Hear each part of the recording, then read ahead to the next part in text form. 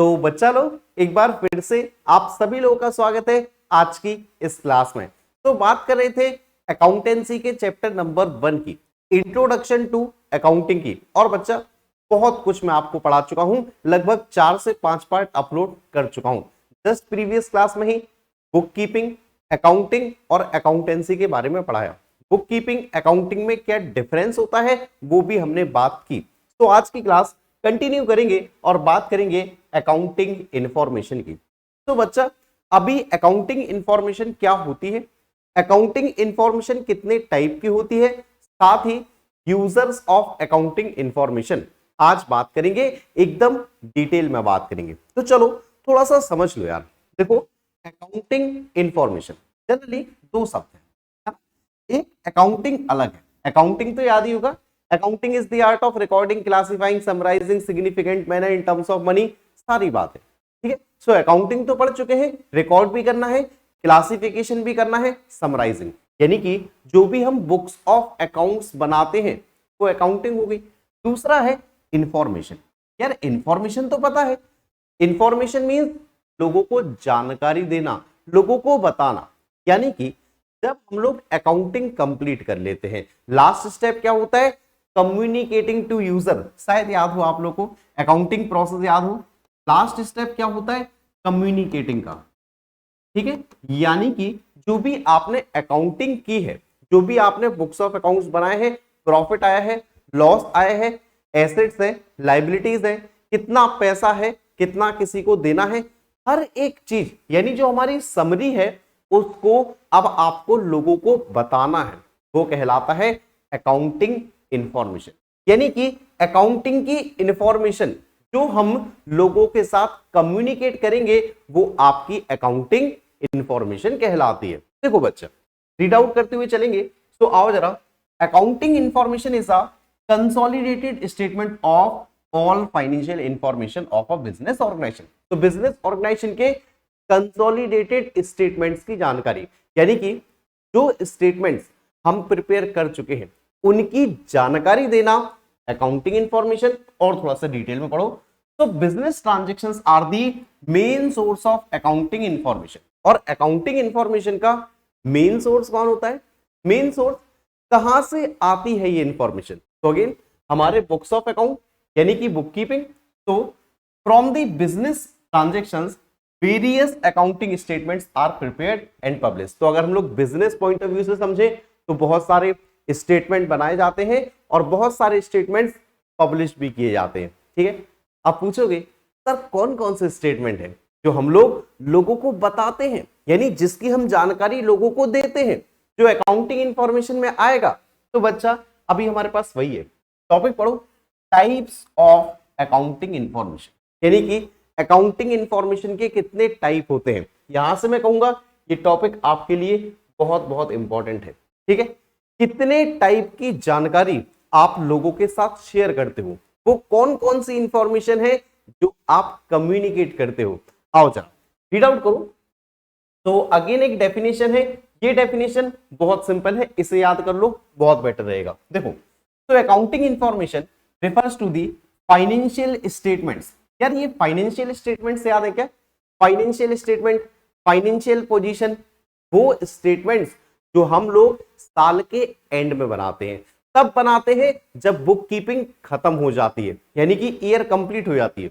Year complete होगा तो sir net profit या नेट लॉस निकालेंगे, बिल्कुल। तो प्रॉफिट एंड लॉस अकाउंट बनाओगे। भैया साल खत्म हो गई तो बैलेंस शीट भी बनाएंगे, क्योंकि हमें देखना है कहां कहां से पैसा आएगा, कहां कहां हमें पे करना है। तो एसेट्स और लाइबिलिटीज भी देखोगे। ठीक है, और आगे आओ थोड़ा सा। तो generated through the process of book keeping. तो बुक कीपिंग की प्रोसेस से जो भी आपने स्टेटमेंट्स बनाए हैं, फाइनेंशियल स्टेटमेंट जनरेट किए हैं, वो use of which helps the user to arrive at decisions. वो सारे स्टेटमेंट जो कि डिसीजन मेकिंग में कहीं ना कहीं हेल्प करते हैं। अगर आप कोई भी डिसीजन लेना चाहते हो, उनमें जो भी इंफॉर्मेशन यूज करते हो, मतलब जो भी जानकारी के हिसाब से आप डिसीजन लेते हो, वो बच्चा अकाउंटिंग इंफॉर्मेशन कहलाती है। एक एग्जांपल, क्योंकि आपको लग रहा होगा सर एक ही एक शब्द बोल रहे हो, थोड़ा सा और अच्छे से देखो बच्चा। सपोज करो मैं रिलायंस इंडस्ट्रीज के शेयर खरीदना चाहता हूँ, शेयर्स खरीदना चाहता हूँ रिलायंस इंडस्ट्रीज के, बिना कुछ सोचे समझे शेयर खरीद लो? नहीं भैया, ऐसे थोड़ी होगा, बिना सोचे समझे थोड़ी करेंगे खरीदेंगे। फिर क्या करोगे? आप कंपनी के बुक्स ऑफ अकाउंट्स चेक करोगे, करोगे ना, पक्का चेक करोगे। आप देखोगे कंपनी के प्रॉफिट्स कितने हैं, है ना, कंपनी के पिछले सालों का परफॉर्मेंस कैसा है। आप देखोगे यार कंपनी ने कोई कर्ज तो नहीं ले रखा है, कंपनी की कोई हैवी लाइबिलिटीज तो नहीं है। तो आप हर एक चीज चेक करते हो, उसके बाद आप डिसीजन लेते हो। तो जो चीज आप चेक कर रहे हो ना, जो चीज कंपनी ने पब्लिश की थी ना, बैलेंस शीट हुआ, प्रॉफिट एंड लॉस अकाउंट हुआ, वही बच्चा अकाउंटिंग इंफॉर्मेशन कहलाती है। क्योंकि आप बुक्स ऑफ अकाउंट्स को देख के ही, बैलेंस शीट वगैरह देख के ही आप अपने डिसीजंस ले रहे हो, ठीक है। और आगे आओ, the financial statement so generated are the income statement. बच्चा जो आप फाइनेंशियल स्टेटमेंट जनरेट करते हो उसमें पहला स्टेटमेंट होता है इनकम स्टेटमेंट। अब आप पूछोगे सर इनकम स्टेटमेंट क्या है, ये तो आपने बताया ही नहीं।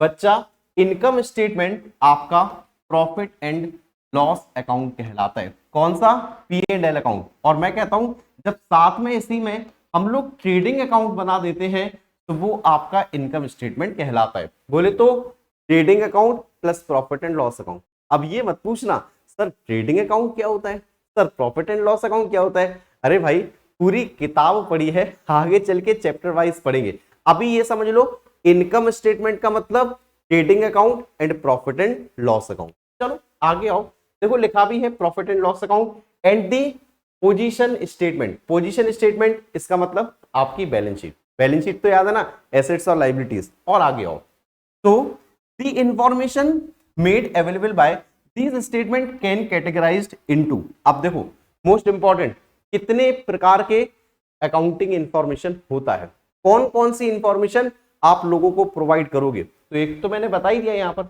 आपका इनकम स्टेटमेंट यानी कि profit and loss account, trading account. देखो तो सबसे पहला पॉइंट है हमारे पास इंफॉर्मेशन रिलेटेड टू प्रॉफिट और सरप्लस। तो भैया कितना प्रॉफिट कमा रहे हो, कितना लॉस कमा रहे हो, सबसे पहले आप लोगों को बताओगे। दूसरी चीज information related to financial position. Financial position बोले तो आपकी बैलेंस शीट, आपकी फाइनेंशियल पोजीशन है कैसी, आखिर कहां कहां से पैसा आएगा, कितनी प्रॉपर्टी है आपके पास, क्या मशीन है आपके पास, और कितना कितना आपको पे करना है, यानी आपकी लायबिलिटीज कितनी है। इसके बाद तीसरा है इंफॉर्मेशन अबाउट कैश फ्लो। बच्चा कैश फ्लो कहां कहां से पैसा आ रहा है, कहां कहां पैसा जा रहा है। बेसिकली कैश फ्लो के लिए हम एक अलग स्टेटमेंट बनाते हैं जिसका नाम होता है cash flow statement.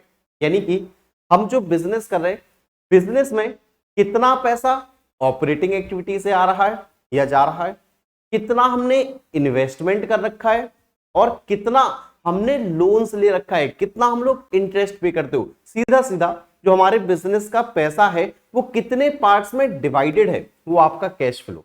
11th class में कैश फ्लो नहीं पढ़ना, परेशान मत होना, ठीक है, सिर्फ ये दोनों पढ़नी है, ये 12th क्लास में पढ़ोगे आप। चलो एक काम करते हैं, तीनों के बारे में थोड़ा सा और डिटेल में समझ लेते हैं, ठीक है। आओ, तो सबसे पहला पॉइंट हमारे पास इंफॉर्मेशन रिलेटेड टू प्रॉफिट्स और सरप्लस। देखो और जरा ध्यान से समझ भी लो, प्रॉफिट और सरप्लस। प्रॉफिट और सरप्लस के बारे में बताएगा कौन? बताएगा इनकम स्टेटमेंट। क्या बताएगा? Income statement. और बच्चा लोग अभी इनकम स्टेटमेंट याद है क्या? इसके अंदर दो चीजें आएंगी। इनकम स्टेटमेंट के अंदर आपके पास दो चीजें आएंगी, यहां देखो जरा लास्ट में। तो सबसे पहली आएगी आपके पास, एक तो होता है ट्रेडिंग अकाउंट, ठीक है, दो अकाउंट बनेंगे यहां पर। एक बनता है ट्रेडिंग अकाउंट, ट्रेडिंग अकाउंट के साथ में ही बनता है प्रॉफिट एंड लॉस अकाउंट, ठीक है, प्रॉफिट एंड लॉस अकाउंट। और इन दोनों को मिला के क्या बोलते हैं? Income statement. तो आप पूछोगे सर ये प्रॉफिट और सरप्लस, हाँ बचाओ। तो ट्रेडिंग अकाउंट से आपका निकलता है ग्रॉस प्रॉफिट। ग्रॉस प्रॉफिट बोले तो सिर्फ मोटा मोटा प्रॉफिट, यानी कि सिर्फ सेल्स में से आप परचेज माइनस करोगे, ओपनिंग स्टॉक क्लोजिंग स्टॉक का ट्रीटमेंट करोगे, आपका ग्रॉस प्रॉफिट, ठीक है। मोटा मोटा प्रॉफिट कंपनी का कितना है वो, जबकि सारे इनडायरेक्ट एक्सपेंसेस, इनडायरेक्ट इनकम सब कुछ लेके चलते हो तो आपका बनता है प्रॉफिट एंड लॉस अकाउंट, यहां से निकलता है आपका नेट प्रॉफिट। तो बच्चा लोग इतनी बातें यहीं की यहीं याद हो जाएगी क्या? क्या क्या याद करना है, बनाना क्या है, इनकम स्टेटमेंट। इनकम स्टेटमेंट में क्या आता है, trading account, profit and loss account. Trading account से क्या निकलता है, gross profit. Profit and loss account से क्या निकलता है, नेट प्रॉफिट। तो basically gross profit, net profit याद रखोगे, ठीक है। अब एक काम करो, एक एक से सारी बातें देख लो, चलो। तो the income statement makes available the accounting information about the profit earn और लॉस इनकम। तो जो इनकम स्टेटमेंट बनाते हैं उससे हमें पता चलता है कंपनी ने, बिजनेस ने कितना प्रॉफिट कमाया है या फिर कितना लॉस में है। यहां पर देखा, ग्रॉस प्रॉफिट या ग्रॉस लॉस, नेट प्रॉफिट या फिर नेट लॉस, ठीक है। प्रॉफिट लिख दिया, जहां प्रॉफिट लिखा है वहां लॉस भी हिडन में होता है कि या तो प्रॉफिट कमाया होगा या फिर लॉस कमाया होगा। आओ जरा आगे बढ़ो। As a result of business operation और अदरवाइज ड्यूरिंग दी। चलो अब जरा यहां पर आओ, देखो फर्म क्या क्या प्रिपेयर करती है। सबसे पहला ट्रेडिंग अकाउंट, ठीक है, और उसके बाद प्रॉफिट एंड लॉस अकाउंट, ठीक है। तो यहां से हमारे पास ग्रॉस प्रॉफिट निकलता है या ग्रॉस लॉस निकलता है, और या फिर प्रॉफिट एंड लॉस अकाउंट से हमारे पास या तो नेट प्रॉफिट निकलता है या फिर नेट लॉस निकलता है। तो याद रहेंगी ना सारी बातें, ट्रेडिंग अकाउंट से gross profit, profit and loss account से नेट प्रॉफिट या फिर नेट लॉस। चलो सेकंड पर आओ जाओ, नेक्स्ट आओ। नेक्स्ट है information related to financial position. और बच्चा जहां पर भी फाइनेंशियल पोजीशन हो, कितनी बार बोलूं मैं आपसे, लिख दिया करो बैलेंस शीट की बात हो रही है। किसकी, बैलेंस शीट। और बैलेंस शीट के अंदर क्या क्या आता है, बैलेंस शीट के अंदर आती है एक तो एसेट्स। एसेट्स का मतलब हमारे पास कहां कहां से पैसा आएगा, कितनी संपत्ति है, ठीक है। और दूसरा सारी की सारी लाइबिलिटीज, यानी बिजनेस को कौन कौन सा पैसा पे करना है। तो कहां कहां से पैसा लेना है, एसेट्स, कहां कहां हमें पेमेंट करनी पड़ सकती है, लाइबिलिटीज। क्या शो करता है, फाइनेंशियल पोजीशन यानी कि बैलेंस शीट। आओ जाओ, तो दी पोजीशन स्टेटमेंट, बच्चा पोजीशन स्टेटमेंट लिखे, कंफ्यूज मत हुआ करो। Financial position, position statement, balance sheet एक ही बात है, ठीक है। That is the balance sheet makes available the information about the financial position of the entity. अब फाइनेंशियल पोजीशन में क्या क्या आएगा, दो चीजें बताई, एसेट्स, लाइबिलिटीज, दो पॉइंट है। देखो, position statement provides information about the assets. Assets में क्या क्या आता है, अमाउंट रिसीवेबल्स, कहां कहां से पैसा आएगा, कितना कैश है, कितना बैंक बैलेंस है, सारी बातें। उसके बाद आओ सेकंड पॉइंट, लाइबिलिटीज। लाइबिलिटीज के लिए आओ जरा, तो ओन्ड बाय द एंटिटी, जैसे लोन्स हुआ, क्रेडिटर्स। अच्छा क्रेडिटर्स पता है, वो लोग जिनके हमें पैसे देने हैं, जिनको देने हैं वो क्रेडिटर्स, उधारी हमारे ऊपर, और जिनसे लेने हैं वो हमारे डेटर्स होते हैं, DEBTORS, डेटर्स। आप कहोगे सर याद नहीं होंगी इतनी बातें, कोई बात नहीं।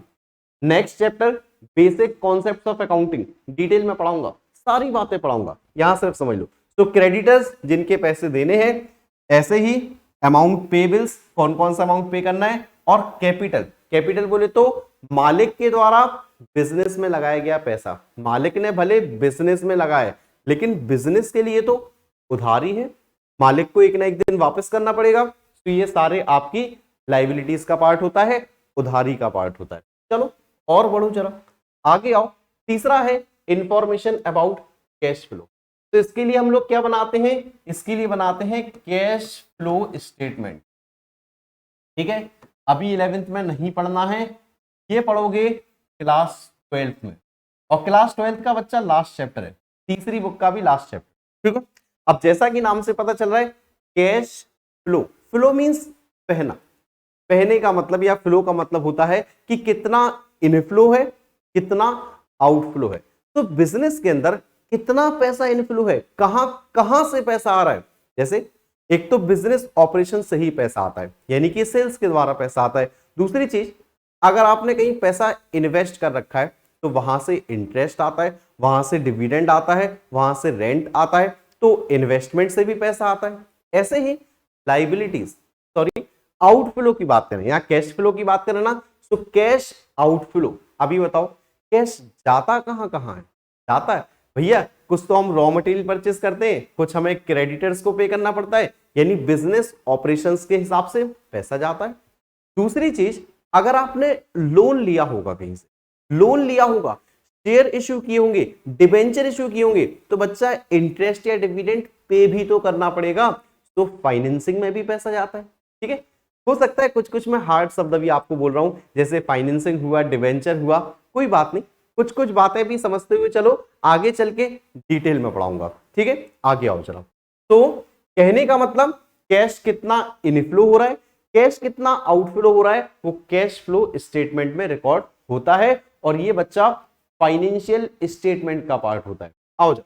तो cash flow statement is a statement that shows flows both inflow और outflow of cash during a specific period. बाकी बच्चा थोड़ी बहुत बातें हैं, रीड आउट कर लेना। सो बिजनेस के एक्सपेंसेस, बिजनेस की इनकम सारी कैश फ्लो के अंदर आती है। अब बच्चा एक छोटा सा टॉपिक और है हमारे पास, क्या है, यूजर्स ऑफ अकाउंटिंग इंफॉर्मेशन।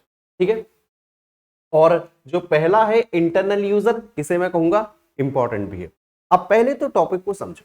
देखो यार, अभी तक मैंने जितनी भी बकवास की, सब में पढ़ाया क्या है, अभी तक जो भी पढ़ाया यही पढ़ाया कि अकाउंटिंग इंफॉर्मेशन क्या होता है। अकाउंटिंग इंफॉर्मेशन बेसिकली कितने प्रकार का होता है, 3 टाइप देखे ना, प्रॉफिट और लॉस के बारे में, फाइनेंशियल पोजीशन के बारे में, कैश फ्लो के बारे में। तो डिटेल में अकाउंटिंग इंफॉर्मेशन पढ़ा, कितने प्रकार का होता है वो पढ़ा। अब बात यह है कि अकाउंटिंग इंफॉर्मेशन की जरूरत आखिर है कैसे। यार बैलेंस शीट बना ली, प्रॉफिट निकाल लिया, हमसे कौन पूछेगा कितने प्रॉफिट आया, क्या बैलेंस शीट है, कौन पूछेगा, वो कहलाते हैं यूजर्स, यानी कि जरूरतमंद पर्सन, जरूरतमंद लोग जो हमारे बुक्स ऑफ अकाउंट्स चेक करेंगे। तो कौन कौन होते हैं, 2 प्रकार के यूजर होंगे, पहले होंगे इंटरनल यूजर, दूसरे होंगे एक्सटर्नल यूजर। इंटरनल का मतलब कंपनी के अंदर के लोग, बिजनेस के अंदर के लोग, और एक्सटर्नल का मतलब बाहर के लोग। चलो सबसे पहले इंटरनल पर आओ, मात्र 3 ही पॉइंट हैं, तीनों के तीनों याद रखना। पहला ओनर्स यानी मालिक, दूसरा मैनेजमेंट, तीसरा आपका एम्प्लॉइज एंड वर्कर। तीनों को एक एक से समझ लो। ओनर्स, मालिक, भैया मालिक तो सबसे पहले बुक्स ऑफ अकाउंट देखेंगे। मालिक जिसने बिजनेस में कैपिटल लगाया है, पैसा लगाया है, वो तो देखेगा यार कि बताओ तो सही, हमने पैसा लगाया, कितना प्रॉफिट आ रहा है, कितना लॉस आ रहा है, क्या पोजीशन है बिजनेस की, पक्का पक्का देखेंगे मालिक। दूसरी बात, मालिक को प्रॉफिट भी तो चाहिए ना, डिविडेंड भी तो चाहिए ना, प्रॉफिट डिविडेंड अभी एक ही बात समझ के चलो। सो प्रॉफिट भी तो चाहिए ना मालिक को, तो मालिक बुक्स ऑफ अकाउंट्स चेक करेगा। घर के आदमी है यार ये। इंटरनल यूजर मतलब बिजनेस के घर के लोग। ठीक है, सेकंड ऑफ मैनेजमेंट। यार मालिक तो चुपचाप बैठे रहे साल भर काम किसने किया, मैनेजमेंट ने। बिजनेस ऑपरेशंस को ठीक तरीके से किसने चलाया, मैनेजमेंट ने। डिसीजन सारे किसने लिए, मैनेजमेंट ने।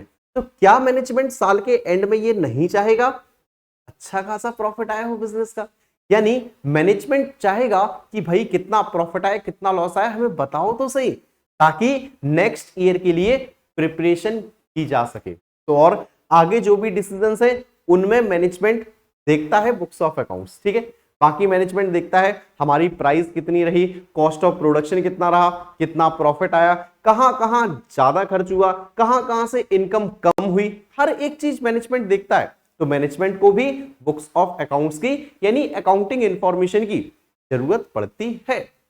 तीसरा आसान सा पॉइंट जो कि है एम्प्लॉइज एंड वर्कर।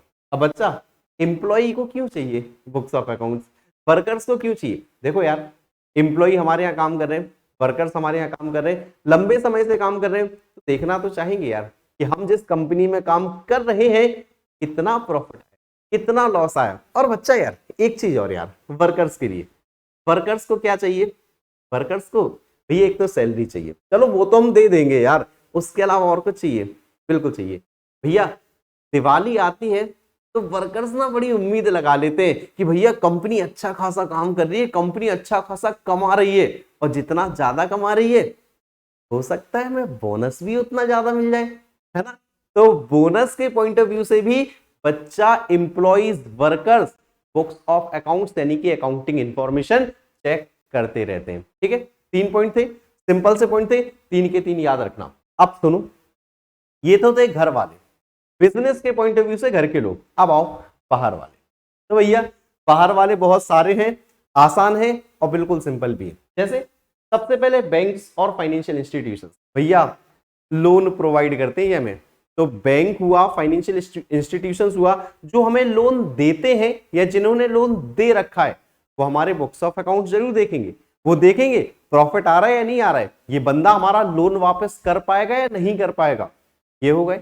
सेकंड आओ भैया, इन्वेस्टर्स हैं और पोटेंशियल इन्वेस्टर्स हैं, वो लोग जो या तो हमारी कंपनी में इन्वेस्टमेंट कर रखा है, ये जो लोग इन्वेस्टमेंट करना चाहते हैं वो भी हमारे बुक्स ऑफ अकाउंट्स देखेंगे। क्योंकि भैया इन्वेस्टमेंट कर रखा है तो इन्वेस्टमेंट की वैल्यू बढ़ी या नहीं बढ़ी, शेयर की प्राइसेस बढ़ रहे या नहीं बढ़ रहे, सब कुछ कंपनी के प्रॉफिट के ऊपर, फाइनेंशियल पोजीशन के ऊपर डिपेंड करता है। ठीक है, तो इन्वेस्टर्स जरूर देखेंगे। ठीक है, इसके बाद आओ क्रेडिटर्स। क्रेडिटर्स याद करो, जिनके पैसे हमें देने हैं। ध्यान रखना बेटा, जिनको हमसे पैसे लेने हैं ना, वो हम पे नजर जरूर रखेगा कि ऐसा ना हो कंपनी डूब जाए और हमारा पैसा डूब जाए, तो हमारे books of accounts time to time देखेगा। उसके बाद और आओ, बहुत सारे पॉइंट्स है। तो नेक्स्ट है गवर्नमेंट हुआ, गवर्नमेंट की अथॉरिटीज हुआ। सो गवर्नमेंट देखती रहती है कि भैया कौन सी कंपनी हमारे देश का अच्छी परफॉर्म कर रही है, टैक्सेस टाइम टू टाइम पे कर रही है नहीं कर रही है, रूल्स रेगुलेशन लॉज फॉलो कर रही है नहीं कर रही है, तो गवर्नमेंट भी देखती रहती है हमारे बुक्स ऑफ अकाउंट्स को। इसके बाद और आओ, रिसर्चर्स है। आपने सुना है कोई कंपनी डूब रही है और रिसर्चर्स वहां पहुंच गए रिसर्च करने के लिए? ऐसा नहीं होता है यार, जो कंपनी का परफॉर्मेंस अच्छा होता है रिसर्चर्स भी वहीं जाते हैं, क्योंकि रिसर्चर्स को भी लगता है यहां से कुछ मिलेगा, और कुछ अच्छा प्रोडक्ट अगर हमने इन्हें दे दिया, कुछ अच्छी रिसर्च कर दी तो और ज्यादा मिलेगा। तो रिसर्चर्स टाइम टू टाइम देखते रहते हैं भाई books of accounts. Then customers, consumers, भैया हम सभी लोग। ठीक है, तो कस्टमर यानी कंज्यूमर, हम सभी लोग बुक्स ऑफ अकाउंट्स देखते हैं। क्यों देखते हैं? क्योंकि हम ना कंपनी के प्रोडक्ट्स को यूज करते हैं, तो हम देखते हैं कि यार कंपनी की प्रोडक्शन कॉस्ट कितनी आ रही है। हम लोग देखते हैं कि अगर प्रोडक्शन कॉस्ट कम हुई तो हो सकता है ये लोग प्राइसेस कम कर दें, तो हम लोग को बल्ले बल्ले हो जाए, हम तो कस्टमर्स हैं, है ना। तो हम लोग भी बुक्स ऑफ अकाउंट्स देखते रहते हैं। इसके बाद और छोटे पॉइंट है, जैसे आपका एक पब्लिक हुआ, तो पब्लिक बोले तो अगेन कस्टमर्स, पब्लिक, हम सभी लोग बुक्स ऑफ अकाउंट्स देखते रहते हैं डिफरेंट डिफरेंट कंपनीज के, जिससे हमें नॉलेज मिलती है कि हमारे देश की कौन कौन सी कंपनीज किस तरीके से परफॉर्म कर रही हैं। बाकी यार हाँ, एम्प्लॉयमेंट हुआ, अपॉर्चुनिटीज हुआ, बाकी ये सारी चीजें हुई, इसके लिए भी हम लोग कंपनीज के बुक्स ऑफ अकाउंट्स चेक करते रहते हैं। तो बच्चा लोग थ्योरी थी, बहुत कुछ पका दिया यार, और पकाते पकाते समझ लो कि आज की क्लास में तो फिलहाल इतना ही था, बट हर रोज की तरह, हर क्लास की तरह मैं हमेशा आपको एक पॉजिटिव एनर्जी के साथ, एक पॉजिटिव थॉट के साथ छोड़ के जाता हूं। सो आज मैं आप लोगों से कहूंगा बच्चा कि सफलता एक दिन में नहीं मिलती। देखो यार, क्लास 11th में आ चुके हो और अधिकतर बच्चों ने ड्रीम बनाया होगा कि सर आगे चल के सीए करेंगे, आगे चल के सीएस करेंगे, एमबीए करेंगे, कुछ बड़ा बिजनेस करेंगे, पक्का ड्रीम बनाया होगा। तो ध्यान रखना कि जितनी भी चीजें बोली मैंने, एक दिन में नहीं होगा यार। 11th क्लास से मेहनत स्टार्ट करनी पड़ेगी, जब जाके 5-7 साल बाद आपको सफलता मिलेगी। तो बच्चा लोग मेहनत करते रहो, सफलता एक दिन में नहीं मिलेगी, बट एक दिन जरूर मिलेगी। तो इन्हीं सब शब्दों के साथ में फिलहाल आज की क्लास में बच्चा लोग इतना ही। और हाँ, आप लोग मेरे से उम्मीद करते हो कि सर पीडीएफ तो भेज दो कम से कम, मैं आप सभी के लिए पीडीएफ सेव कर लेता हूं। कहां मिलेगी आप सभी लोग जानते हो, Jhansi institute of commerce play store app पर। बाकी बच्चा एडवर्टाइजमेंट वगैरह से परेशान हो रहे हो वीडियोस में, तो ऐप पर जाओ, छोटा सा कोर्स है 1200 रुपए का पूरे साल का, उसमें मेरी तरफ से आपको पर्सनल मेंटरशिप रहेगी। भाई मैं पर्सनली आपको गाइड करूंगा, लाइव क्लियरिंग सेशंस रहेंगे, डाउट क्लियरिंग सेशंस रहेंगे, टेस्ट सीरीज रहेगी, बहुत कुछ रहेगी। ठीक है, और ये पीडीएफ नोट्स भी रहेंगी, ये सारी वीडियोस भी रहेंगी। तो अगर 1200 रुपीज एक छोटा सा एक्सपेंडिचर कर लो तो बहुत बढ़िया लगेगा मुझे भी और आपको भी। ठीक है, सब कुछ Jhansi institute of commerce play store app पर। बाकी बच्चा चैनल को सब्सक्राइब नहीं किया है, कर लो। फेसबुक हुआ, इंस्टाग्राम हुआ, टेलीग्राम हुआ, प्ले स्टोर ऐप हुआ, सबकी लिंक मैंने डिस्क्रिप्शन में दे रखी है। तो चलो, उम्मीद करूंगा आप सभी लोग हर जगह हमसे कनेक्ट हो जाओगे। तो इन्हीं सब शब्दों के साथ आज की क्लास को यहीं समाप्त करते हैं। मिलता हूं आप सभी लोगों से नेक्स्ट क्लास में, तब तक के लिए thank you so much for attending this class.